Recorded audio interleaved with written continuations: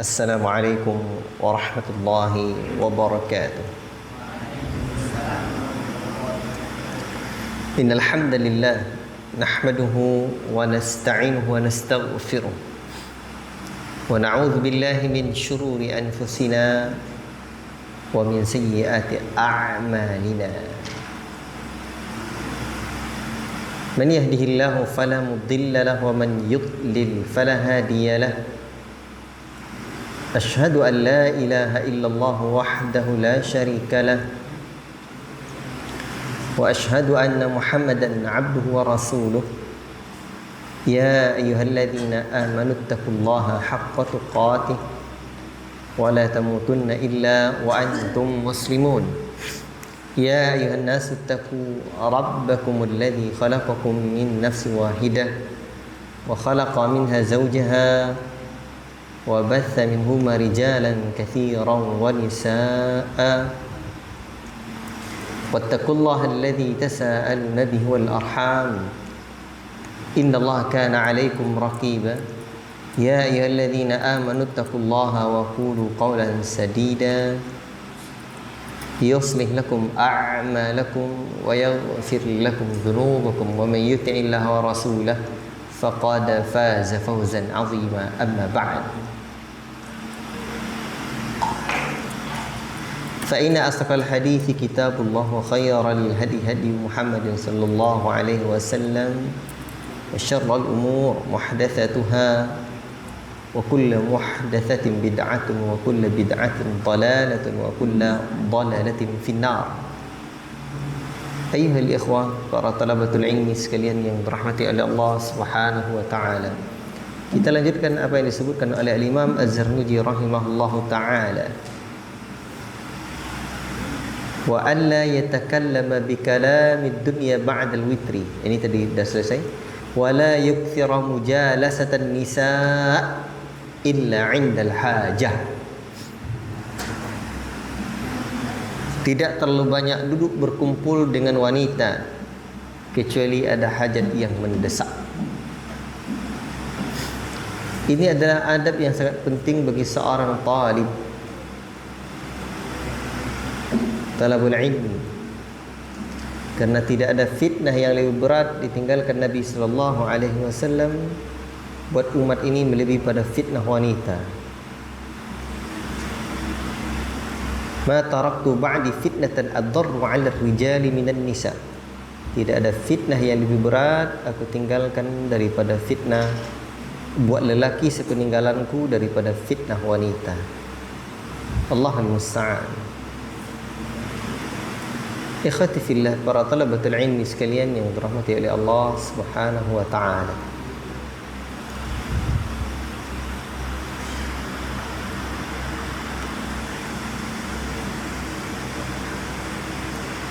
Syekh bin Baz rahimahullah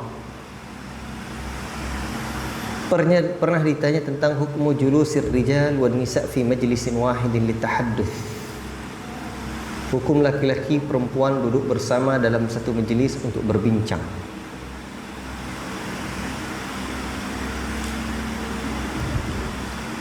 Penanya bertanya begini, bagaimana pendapat yang mulia mengenai kegiatan saling mengunjungi dan bertemu antar tetangga, di mana setiap orang membawa istrinya masing-masing.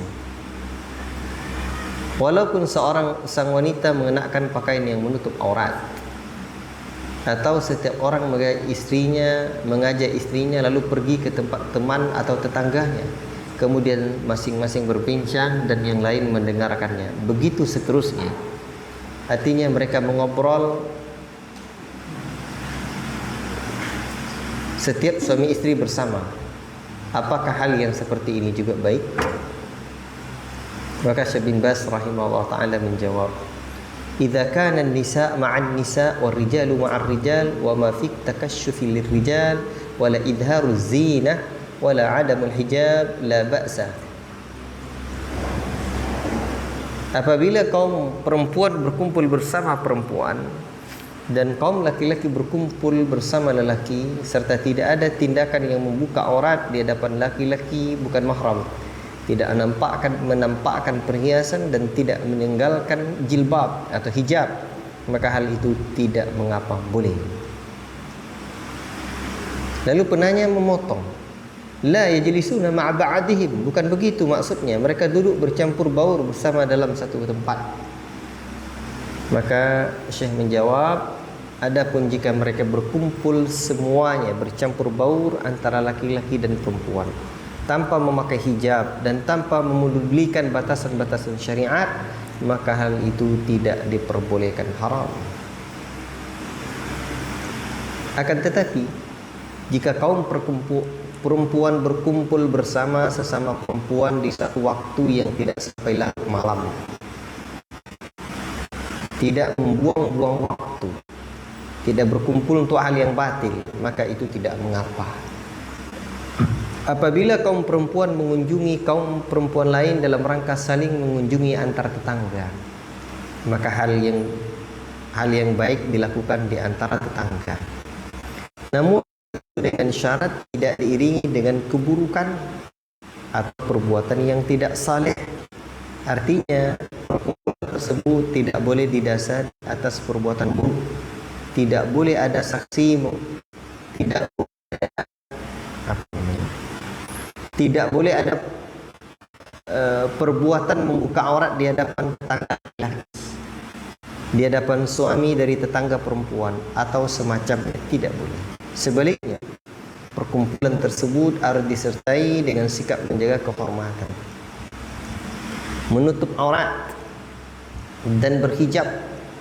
Perempuan berkumpul bersama perempuan dan laki-laki berkumpul bersama lelaki tanpa ada unsur maksiat. Bahkan itu dikategorikan sebagai kunjungan yang baik dalam batas-batas yang wajar dan dalam pertemuan yang pantas untuk melepaskan penat, menyegarkan pikiran, serta untuk berbincang-bincang mengenai hal yang sudah menjadi kebiasaan wajar di antara tetangga. Jika demikian tidaklah mengapa. Baik. Ini fatwanya Syekh bin Baz rahimahullah taala dalam hal ini. Sekarang coba kita lihat lagi fatwa-fatwa para ulama dalam hal ini.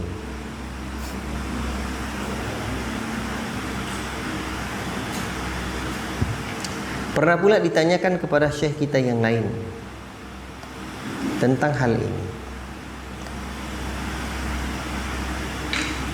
Apa dhawabit julusur rijal ma'an nisa? Dhawabitnya seperti apa?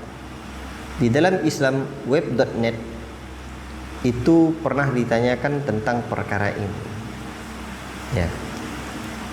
Sang penanya bertanya dengan pertanyaan yang cukup menarik, dan ini lazim terjadi.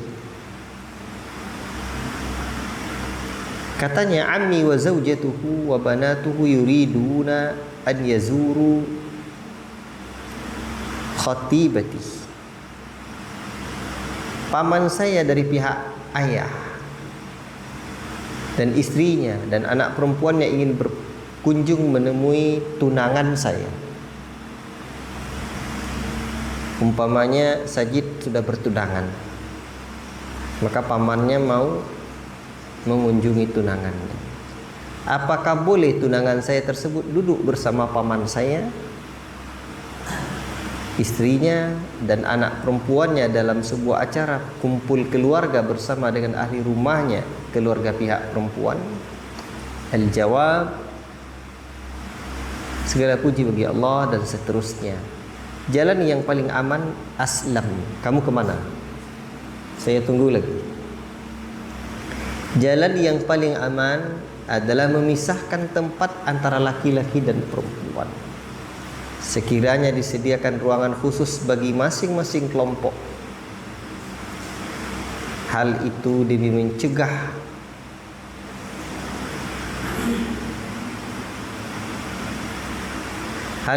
mencegah timbulnya fitnah dan menangkal dampak buruk. Akan tetapi jika kaum laki-laki dan perempuan terpaksa berkumpul dalam satu ruangan dengan tetap berkomitmen menjaga batasan-batasan syariat, maka hal itu diperbolehkan. Oleh karena itu, wajib bagi setiap orang yang hadir untuk beradab dengan adab-adab Islam, Kaum perempuan tidak boleh melembut-lembutkan suaranya ketika berbicara di hadapan paman atau laki-laki bukan mahram. Sebagaimana firman Allah Subhanahu wa taala, "Fala tad'na bil qawli fayatma'al ladzi fi qalbihi marad." Kata Allah dalam surah Al-Ahzab ayat yang ke-32. Maka janganlah kamu tundukkan atau melembut-lembutkan suaramu, ini untuk perempuan, dalam berbincang sehingga bangkit syahwat orang yang ada penyakit di dalam hatinya, ada keinginan di dalam hatinya, keinginan yang tidak baik. Kaum perempuan juga tidak boleh berbincang dengan kaum laki-laki tanpa ada kebutuhan atau hajat. Jika memang ada kebutuhan, maka bicaralah seperlunya, serta mereka wajib mengenakan hijab syar'i. Begitu pula kaum laki-laki, wajib mereka untuk menjaga pandangan ghaddul basar dari kaum perempuan dan menahan diri dari berbicara dengan mereka tanpa adanya kebutuhan. Selain itu, wajib hukumnya tidak duduk terlalu dekat satu sama lain. Sekiranya posisi duduk tersebut dapat membuat laki-laki menyentuh perempuan yang bukan mahram ajnabi itu, jika ajnabiyah, jika adab-adab ini tidak diperhatikan dan dilanggar, maka hukum duduk bersama tersebut berubah menjadi haram. Untuk itu perhatikan hal ini. Maka kebolehan berkumpul dengan syarat-syarat di atas berlaku apabila ada mahram yang mendampingi tunanganmu, seperti ayah atau saudara laki-laki. Jika tidak ada mahram yang mendampingi, maka para fuqaha berbeda pendapat mengenai hukum seorang wanita duduk bersama beberapa laki-laki atau seorang laki-laki duduk bersama beberapa wanita. Wallahu ta'ala a'lam bishawab. Dan di fatwa ini dianjurkan kita untuk membaca fatwa berikutnya, ya, fatwa yang lain. Coba kita juga baca fatwa yang lain. Berarti dalam fatwa yang ini maka nampaklah apa? Boleh, tetapi ada adab-adab dan batasan-batasan syariat padanya.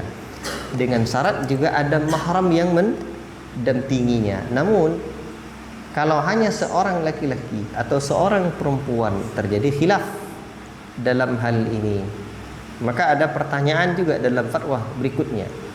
Saya mohon penjelasan mengenai prinsip menerima tamu yang harus saya terapkan di rumah saya dari segi penyambutan, serta siapa saja yang boleh izin masuk oleh istri saya ketika saya sedang tidak ada di rumah. Ini kan lazim, di samping mahram-mahramnya sendiri, ya. Apakah istri saya tidak boleh mengizinkan paman-paman saya baik dari jalur ayah maupun ibu beserta istri mereka untuk masuk ke rumah ketika saya sedang pergi? Ya. Kenyataannya saya berniat menikahi seorang wanita yang berkomitmen dalam beragama, multazamah, dan ingin hidup di bawah bimbingan Al-Quran dan Sunnah.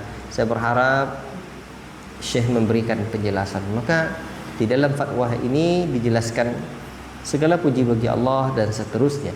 Sesungguhnya tamu yang datang ada kalanya terdiri dari kaum laki-laki, kaum perempuan, atau kaum laki-laki saja atau kaum perempuan saja, atau kedua-duanya bersama-sama. Dalam semua keadaan tersebut hendaknya kaum laki-laki menyambut tamu laki-laki dan kaum perempuan menyambut tamu perempuan, serta masing-masing disediakan tempat berkumpul yang khusus terpisah. Tidak mengapa jika mereka berada di satu atap rumah yang sama, asalkan tetap berkomitmen menjaga batasan-batasan syariat, yaitu dengan memposisikan tempat duduk kaum laki-laki di satu sisi dan kaum perempuan di sisi yang lain. Selain itu, kaum perempuan wajib mengenakan hijab, tidak melembut-lembutkan suara, khudu' bil qaul, tidak tertawa terbahak-bahak, dan hal semacamnya. Ya. Seorang istri tidak berhak mengizinkan siapapun masuk ke dalam rumah jika suaminya tidak menyukai orang tersebut untuk masuk, meskipun tamu yang datang itu adalah seorang perempuan atau termasuk mahram dari pihak istri sendiri. Adapun bagi laki-laki asing termasuk paman dari pihak suami, karena mereka bukan mahram bagi sang istri, maka istri tidak boleh mengizinkannya masuk apabila ia sedang sendirian di rumah. Karena hal tersebut termasuk khalwat, berdua-duaan dengan non mahram. yang diharamkan. Ya. Kecuali jika di rumah tersebut ada wanita lain yang menemaninya, atau rumah tersebut memiliki ruang tamu yang terpisah secara khusus sehingga tidak terjadi interaksi langsung tatap muka yang intim, maka tidak mengapa baginya mengizinkan masuk. Namun semua kelonggaran ini tetap harus berdasarkan syarat utama, yaitu adanya izin dan keridhaan dari suami untuk mendapatkan faedah. Disuruhnya lagi membaca fatwa yang selanjutnya. Ya. Baik, ikhwati fillah, barakallahu fikum. Ini di dalam fatwa yang ini. Ya. Ada lagi fatwa.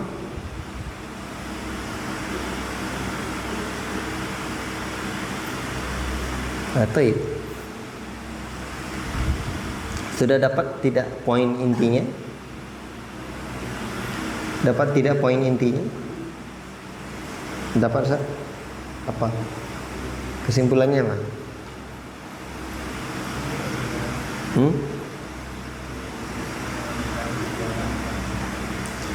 Duduk bersama wanita itu harus ada mahramnya. Boleh dengan adanya pembatas. Sekarang timbul pertanyaan, boleh tidak kita berbincang, kita seorang laki-laki, terus perempuan banyak, boleh tidak? Tengok dulu apa perbincangnya. Sehingga para ulama pun juga membuat hukum, misalkan ta'limin nisa, hukum mengajar perempuan, ya, hukum rijal, lelaki mengajar perempuan, boleh atau tidak? Baik, ikhwati fillah, barakallahu fikum.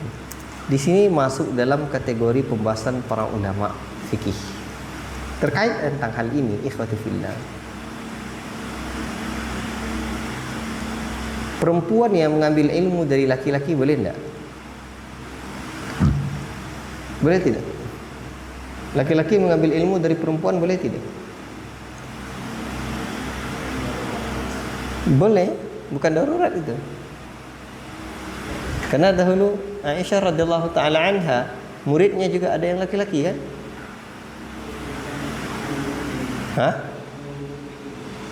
Tapi kan hukumnya kan boleh. Ini wara'i hijab. Ya. Di belakang hijab. Maka di sini ikhwah perbincangannya yang paling aman dengan istri-istri Nabi pun min wara'i hijab.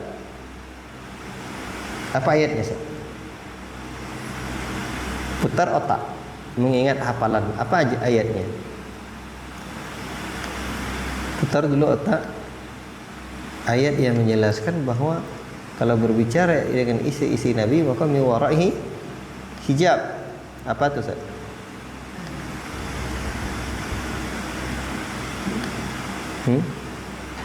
Kalau tidak dapat saya tunjukkan. Ya coba baca.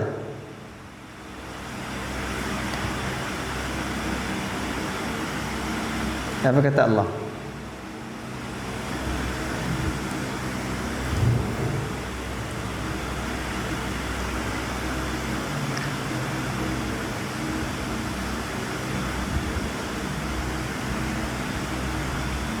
Wa idza sa'altumuhunna mata'an fas'aluhunna min wara'i hijab. Apa artinya itu? Dalam surah Al-Ahzab, jika kamu bertanya kepada mereka, maka bertanyalah melalui belakang hijab.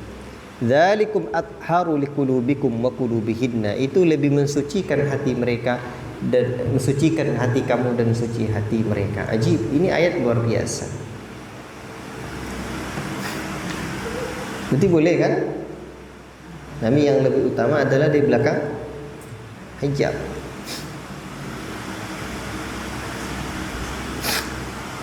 Ini dalam surah Al-Ahzab ayat yang ke-53. Ikhwati fillah, barakallahu fikum. Sekarang yang menjadi pertanyaan kita adalah tentang hukum mengajar. laki-laki dan perempuan itu tadi ya, pernah ditanyakan kepada di dalam Islam web.net lagi ditanyakan tentang permasalahan ini ya. Hal yajuzu lirrajuli an yudarrisa nisaan, apakah boleh seorang laki-laki mengajar perempuan? Di sini ditanyakan qarabat arba'ina imra'ah, lebih kurang 40 perempuan tajwid Qur'anin, mengajar Al-Quran.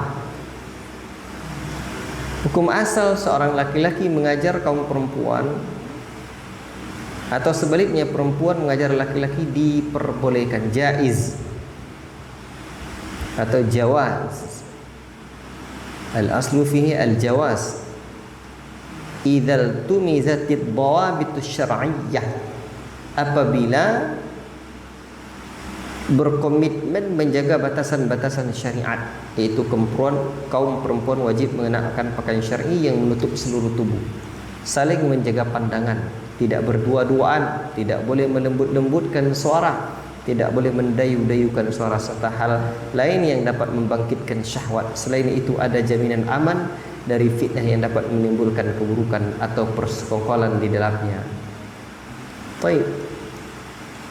Apabila batasan-batasan syariat ini dipenuhi, maka tidak ada dosa bagi laki-laki tersebut untuk mengajar kaum perempuan. Terlebih lagi dengan keberadaan jumlah murid yang mencapai 40 orang. Maka unsur khalwat berduaan-duaan dilarang, sudah pasti tidak terjadi. Dan kecurigaan pada umumnya dapat ditepis. Baik. Namun proses belajar mengajar ini hendaknya dilakukan di balik tabir pembatas hijab. Dan jika memang ada seorang guru perempuan yang mampu menggantikan hal itu, maka itu tentu jauh lebih utama dan jauh lebih afdal. Wallahu ta'ala a'lam.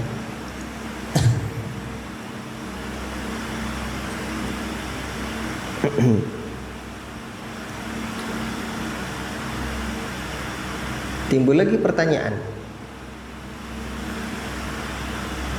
kalau kita laki-laki tidak boleh banyak-banyak berbicara dengan wanita, boleh tidak wanita? Ya kan fitnah besar bagi laki-laki itu adalah wanita. Apakah wanita boleh berbicara dengan laki-laki? Kan kalau laki-laki fitnahnya lebih besar. Kalau wanita? Iya sama saja. Terbukti dengan kisahnya siapa? Di zaman siapa? Adanya seorang apa? Wanita di zaman sahabat berzina dengan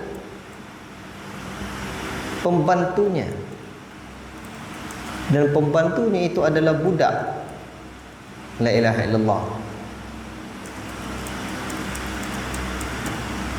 Itu luar biasa.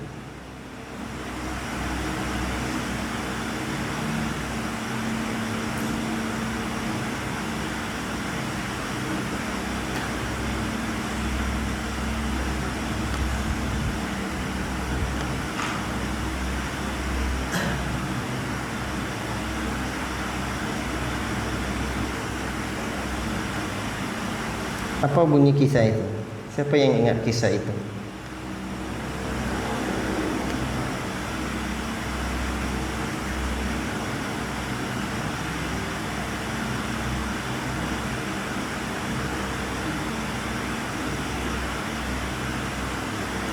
Apa bunyi kisahnya, Ustaz?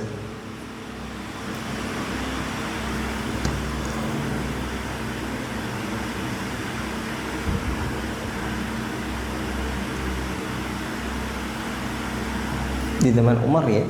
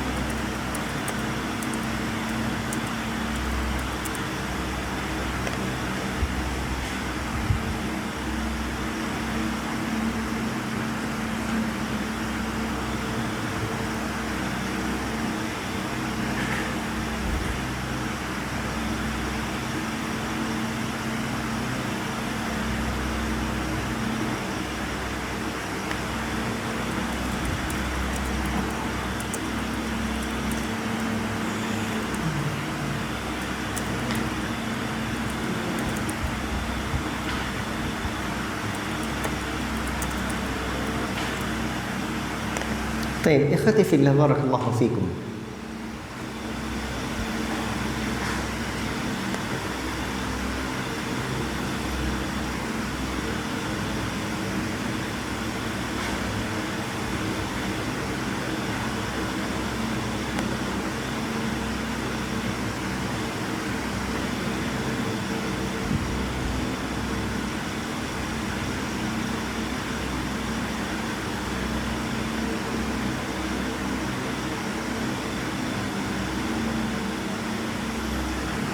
Saya lupa jalan kisah yang ingin saya ceritakan, tapi cukuplah bagi kita fitnah bagi kisahnya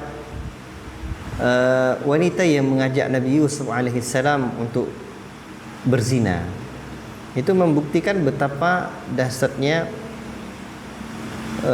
fitnah antara laki-laki dan perempuan. Demikian pula ada kisah yang menjelaskan Sulaiman bin Yasar al-Hilali, salah seorang tabi'in di masa kekhilafan Umar Uthman bin Affan. Beliau kenal dengan Abu Ayyub. Beliau merupakan budak yang dimerdekakan Maimunah binti Al-Harith, salah satu isteri Nabi. Imam Zahabi berkata beliau seorang ahli fikih, imam sekaligus mufti. Lalu ada seorang perempuan, tiba-tiba perempuan yang cantik dan mendatanginya. Dia mengajak Sulaiman bin Yasar untuk berzina. Lalu Sulaiman bin Yasar langsung menolak ajakannya dan lari dari rumahnya, meninggalkan perempuan tersebut. Baik, ikhwati fillah barakallahu fikum. Dan kisah-kisah yang seumpamanya. Maka ini menunjukkan fitnah antara laki-laki dan perempuan itu dahsyat. Dan ada sebuah kisah yang sahih saya dengar dari beberapa ustadz kita, dari rekaman kajian-kajian mereka. Kan Nabi pernah mengatakan bahwa ipar itu adalah kematian. Apa bunyi hadisnya? Ada hadis Nabi mengatakan ipar itu adalah maut. Ya. Nabi mengatakan ipar adalah maut.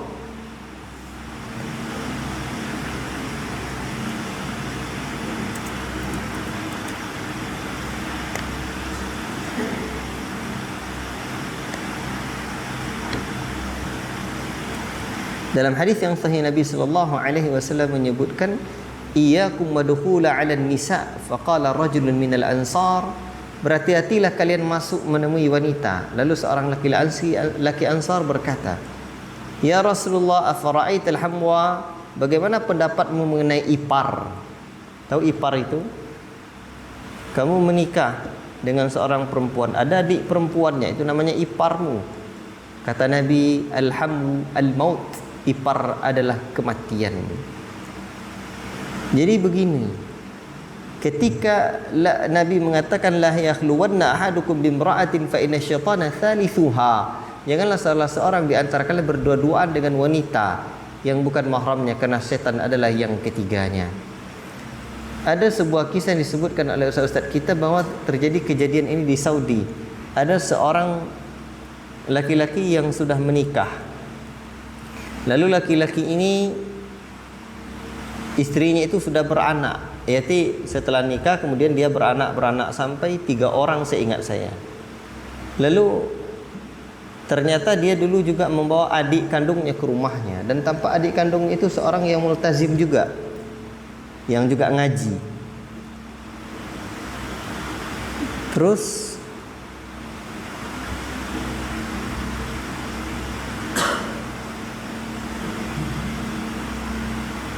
saya lupa cerita detailnya, namun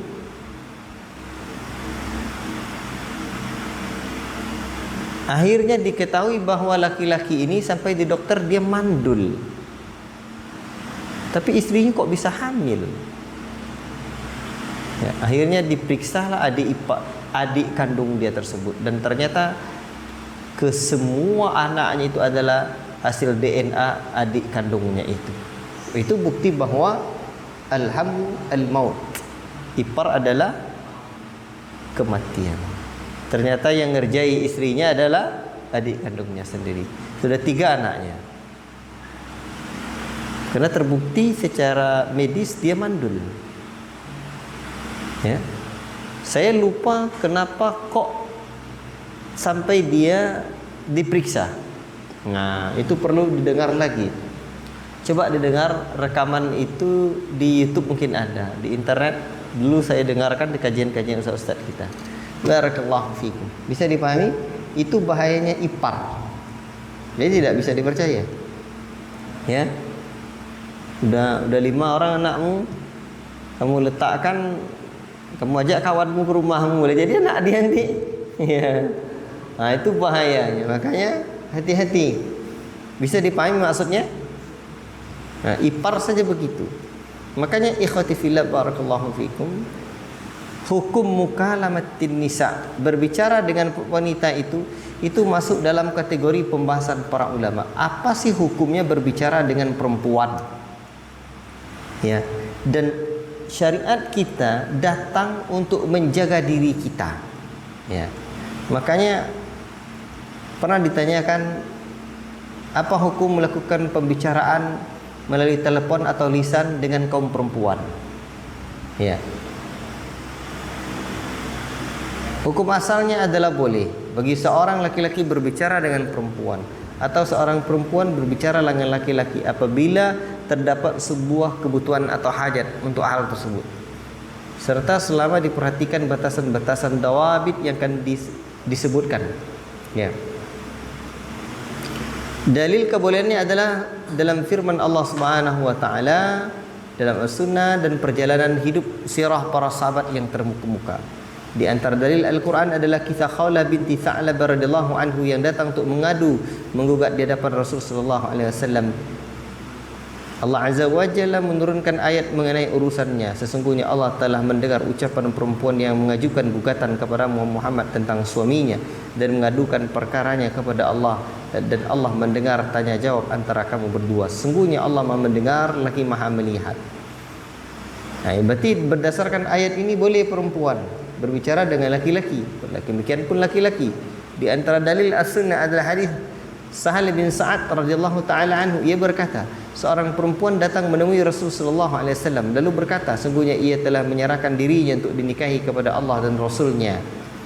Dalam realitas kehidupan para sahabat seperti yang diriwayatkan oleh Imam Bukhari An-Nasa'i dari Ummu Salamah istri Nabi sallallahu alaihi wasallam, bahwa seorang perempuan dari kabilah Aslam bernama Subaiyah Al-Aslamiyah ditinggal wafat oleh suaminya dalam keadaan hamil. Kemudian Abu Sanabil bin Ba'ka melamarnya, namun ia enggan menikah dengannya.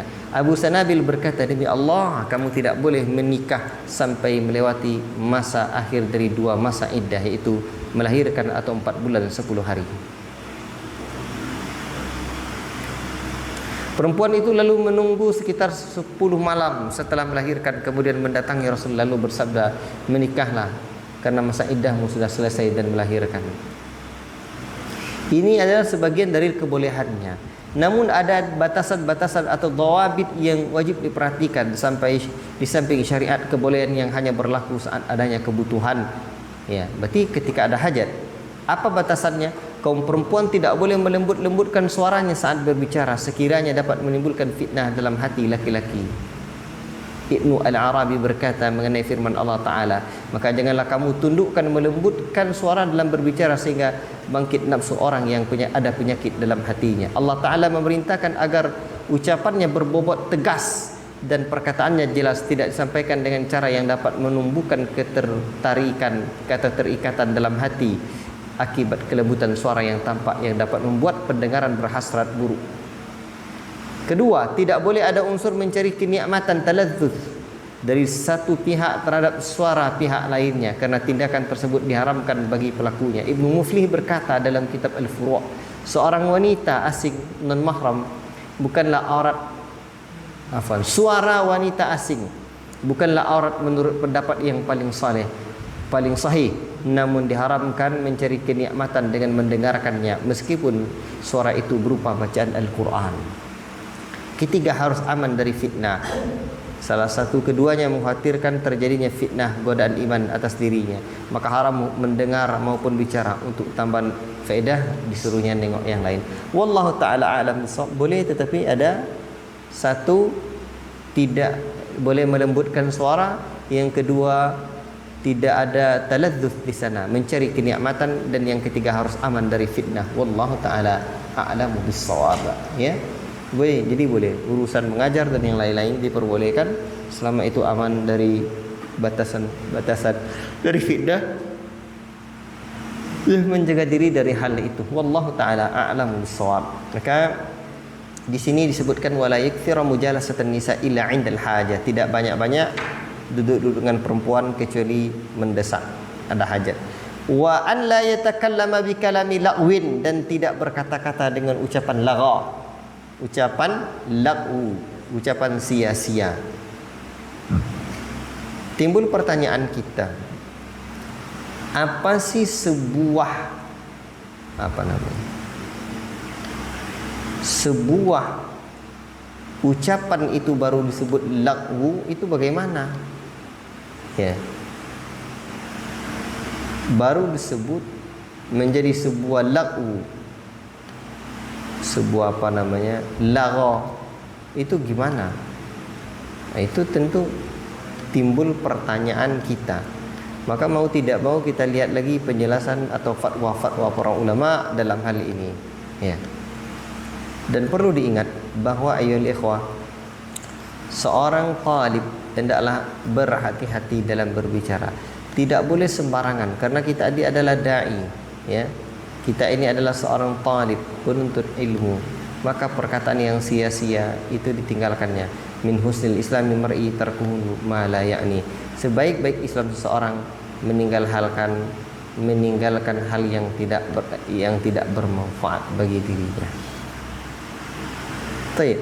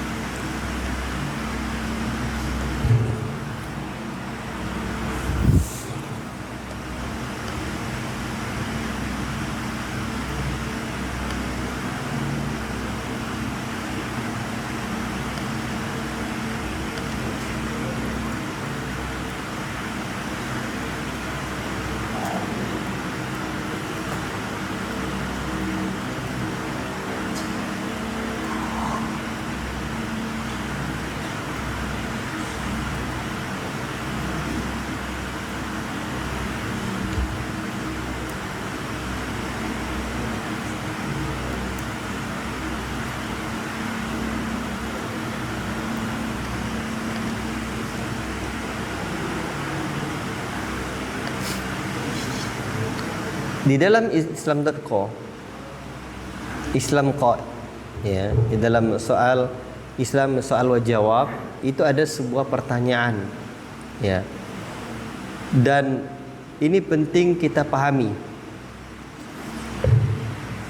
karena dia menjadi dhawabit, menjadi menjadi sebuah kaedah. Apakah ucapan dan perbuatan yang mubah, perbuatan atau ucapan dan perbuatan yang mubah termasuk kategori lagwu, sia-sia, yang disebutkan dalam firman Allah Ta'ala di dalam Al-Quranul Karim, walladzina hum 'anil lagwi mu'ridun, yaitu orang-orang yang menjauhkan diri dari perbuatan dan perkataan yang tidak berguna. Ya. Apa kata penanya? Saya ingin bertanya tentang mana la'u dalam firman Allah Ta'ala, dan orang-orang yang menjauhkan diri dari perbuatan dan perkataan tidak berguna dalam soal mu'minun, dan sebagaimana seorang muslim menghindarinya dalam kehidupan sehari-hari. Karena saya pernah membaca bahwa maknanya adalah batil. Itu segala amal yang tidak mendatangkan mafsadat sesuai definisi Syekh Al-Albani rahimahullah ta'ala dan ulama lain. Apakah definisi ini mutlak? Karena saya pernah membaca bahwa maknanya adalah batil. Adapun definisi ini mutlak mencakup seluruh perbuatan mubah yang tampak tidak bermanfaat. Sebagai contoh, menonton acara televisi, berkumpul dalam majlis rauni bersama teman-teman saat liburan, membicarakan urusan duniawi, atau terkadang saya duduk bersama saudara saya selama 1 jam dalam sepekan untuk bermain-main, dan hal mubah yang tidak masuk dalam hadis setiap hiburan anak Adam adalah batil. Jika saya melakukan hal tersebut, apakah saya keluar dari lingkaran orang yang dipuji oleh Allah Ta'ala dalam soal mu'minun, sehingga saya tidak mendapatkan pahala yang agung ini? Maka dijawab Begini, segala puji bagi Allah dan seterusnya. Amma ba'd. Allah Ta'ala berfirman dalam sifat hamba-hambanya yang beriman dan orang-orang yang menjauhkan diri dari perbuatan dan perkataan yang tidak berguna. Allah Ta'ala juga berfirman, dan orang-orang yang tidak memberikan persaksian palsu, dan apabila mereka bertemu dengan orang yang mengerjakan perbuatan-perbuatan yang tidak berguna, mereka lalui dengan menjaga kehormatan dirinya. Dan Allah Azza wa Jalla berfirman, dan apabila mereka mendengar perkataan yang tidak bermanfaat, mereka berpaling darinya. La'u yang dimaksud dalam ayat tersebut adalah setiap perkataan rendah yang tidak ada kebaikan di dalamnya serta tidak memiliki arah yang benar. Termasuk di dalamnya adalah setiap ucapan yang buruk seperti dusta dan cacian, serta setiap ucapan rendah berupa kesia-siaan yang tidak pantas menyibukkan jiwa orang-orang yang menjaga kehormatan diri, muruah, serta segala hal yang meninggalkannya lebih utama bagi seorang muslim daripada mengucapkannya atau sibuk dengannya. Maka segala sesuatu yang mendatangkan dampak buruk atau darar atau mendatangkan pengurangan iman, pahala bagi seorang muslim, maka ia termasuk la'u yang batil. Ini tercakup ucapan maupun perbuatan yang secara merata. Imam At-Tabari berkata, la'u dalam bahasa Arab adalah setiap perkataan yang tercela, rendah, tidak ada maknanya dan ditinggalkan. Beliau juga berkata, ia adalah setiap ucapan atau perbuatan batil yang tidak memiliki hakikat atau dasar, atau siapa saja yang dianggap buruk. Maka tindakan seorang mencaci orang lain dengan kebatilan yang tidak ada kebenarannya adalah termasuk la'u. Imam Al-Biqai rahimahullah berkata, ia adalah sesuatu yang sepatut dibuang dan dibatalkan, baik berupa kedustaan maupun kesia-siaan yang tidak mendatangkan manfaat. Imam Al-Qurtubi berkata rahimahullah, ia adalah setiap hal yang rendah, baik berupa ucapan maupun perbuatan, maka masuk di dalamnya nyanyian yang haram, permainan sia-sia dan hal lain yang serupa. Masuk pula di dalamnya kebodohan kaum musyrikin, gangguan mereka terhadap kaum mukminin, membicarakan wanita dengan syahwat buruk, kemungkaran lainnya. Al-Hasan Basri berkata, la'u adalah kemaksiatan seluruhnya, dan ini adalah definisi yang mencakup semuanya. Imam An-Nasafi rahimahullah ta'ala berkata, setiap perkataan yang rendah sepantasnya diabaikan, seperti dusta, cercaan dan gurauan yang berlebihan. Wallahu ta'ala alam bisawab. Berdasarkan penjelasan di atas, maka tidak termasuk dalam makna la'u yang dicela ucapan mubah atau perbuatan mubah yang diizinkan oleh syariat. Apabila seorang muslim telah menunaikan kewajiban hak syariat dan duniawi yang dibebankan kepadanya, maka dia ingin menyegarkan dirinya dengan berbagai hal yang membahas bermain, bersantai bersama sahabat, berbicara bersama mereka mengenai sebagian urusan dunia, bercanda bersama mereka, atau menyaksikan sebagian acara yang bermanfaat dan jenis hiburan lainnya, maka tidak ada dosa baginya. Hal-hal seperti ini juga termasuk la'u yang dicela atau dimungkari, dan hal tersebut biasanya mengandung maslahat menyegarkan fisik dan pikiran untuk kembali beribadah. Dahulu Nabi SAW juga bercanda dengan para sahabatnya, dan mereka pun mengajaknya bercanda. Imam Tirmizi meriwayatkan dan mensahihkannya. Dan dari Abu Hurairah, dia berkata, para sahabat bertanya, wahai Rasulullah, sesungguhnya engkau mencandai kami. Beliau menjawab, sesungguhnya aku tidaklah berkata kecuali yang hak atau benar. Jadi beliau bercanda, tetapi beliau juga dalam candaannya berkata yang benar, tidak ada kedustaan.